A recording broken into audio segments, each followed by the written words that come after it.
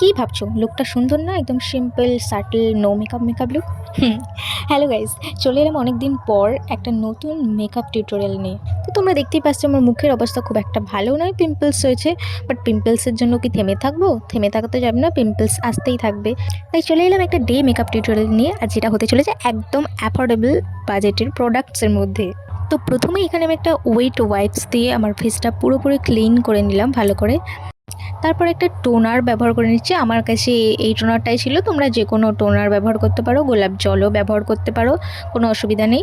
তারপর একটা water base moisturiser, affordable রেঞ্জের মধ্যে পন্ডসের এই সুপার লাইট জেল ময়শ্চারাইজারটা খুবই ভালো। তারপর একটা প্রাইমার ইউজ করে নিচ্ছি, এটা হলো ইনসাইটের একটা পোর প্রাইমার। এই প্রাইমারটার কোয়ালিটি বলতে গেলে এটা খুব একটা আমার পছন্দ হয়নি, বাট আমার কাছে অ্যাফোর্ডেবল রেঞ্জের মধ্যে কোনো প্রাইমার ছিল না, তাই আমি এটাই ব্যবহার করলাম। তারপর আমি এখানে ইনসাইটের একটা কারেক্টর প্যালেট দিয়ে কালার কারেক্টিং করে নিচ্ছি একদম লাইটলি, শুধু আমার ফেসে যেসব পিগমেন্টেশনগুলো আছে, অ্যাকনে মার্ক আছে, সেগুলোকে হাইড করার জন্য। দেন এখানে আমি ফাউন্ডেশন ইউজ করেছি, মেবলিনের ফিটমি ফাউন্ডেশন। আমার কাছে দুটো সেট ছিল, আমি সেই দুটো মিক্স করে ইউজ করছি। যেহেতু আমার কাছে আমার ন্যাচারাল স্কিন টোনের সেটটা ছিল না, তাই আমার কাছে একটা ফেয়ার একটা ডার্ক সেট ছিল, যে দুটো আমি মিক্স করে আমার ন্যাচারাল স্কিন টোনটা বানিয়ে ইউজ করছি। আর সেখান থেকে ফেয়ার সেটের ফাউন্ডেশনটা নিয়েই আমি হাইলাইটিং করে নেব। আমার হাইলাইটিং এরিয়াগুলো কনসিলার হিসাবে ব্যবহার করব। তো এখানে বলে রাখি, তোমরা আমাকে নিজের স্পেশাল দিনে বুক করতে পারো, নিজের ব্রাইডাল লেট, পার্টি মেকআপ, যে কোনো স্পেশাল ওকেশনে আমাকে বুক করতেই পারো যে কোনো মেকআপের জন্য। তোমরা স্ক্রিনে দেওয়া নাম্বারে আমার সাথে কন্ট্যাক্ট বা হোয়াটসঅ্যাপ করতে পারো। এরপর আমি ইনসাইটেরই কারেক্টার প্যালেট থেকে ডার্ক শেডটা নিয়ে আমার নোজ এবং ফোরহেডটা অনলি কন্ট্রোল করে নেব। এখানে আমি যে সমস্ত প্রোডাক্ট দেখাচ্ছি একদমই বাজেট ফ্রেন্ডলি, তোমরা চাইলেই কিনতে পারো। আমি প্রতিটা প্রোডাক্টের লিঙ্ক দিয়ে দেবো তোমাদের জন্য। এরপর আমি লিপস্টিক প্যালেট থেকেই একটা নিউড লিপস্টিকের কালার নিয়ে অ্যাপ্লাই করব ক্রিম ব্লাশ হিসেবে।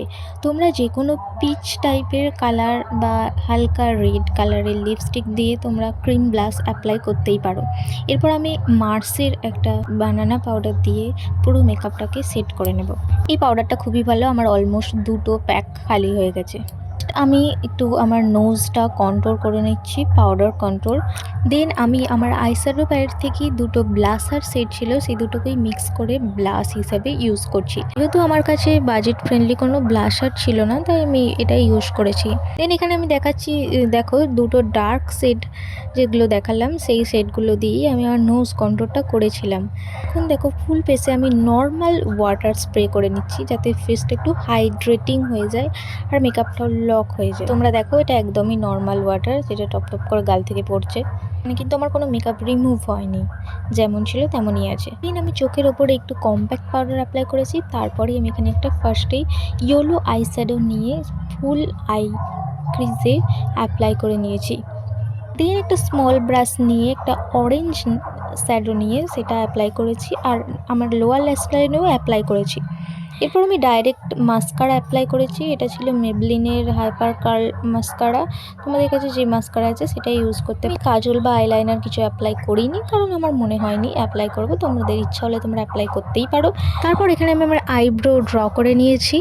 আর বলে রাখি, আমি কোনো হাইলাইটার অ্যাপ্লাই করিনি, যেহেতু এটা ডে মেকআপ ছিল, আমি এটাকে ন্যাচারালি রেখেছি। এবার লিপস্টিকের পালা, এখানে আমি সুইস বিউটির লিপ লাইনার দিয়ে লিপটাকে ড্র করে নেব।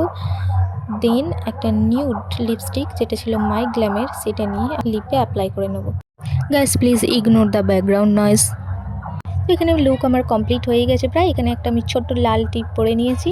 এরপর একটা ফিক্সার অ্যাপ্লাই করে নেব। তোমাদের কাছে যে কোনো ফিক্সার থাকলে তোমরা সেটা অ্যাপ্লাই করতে পারো।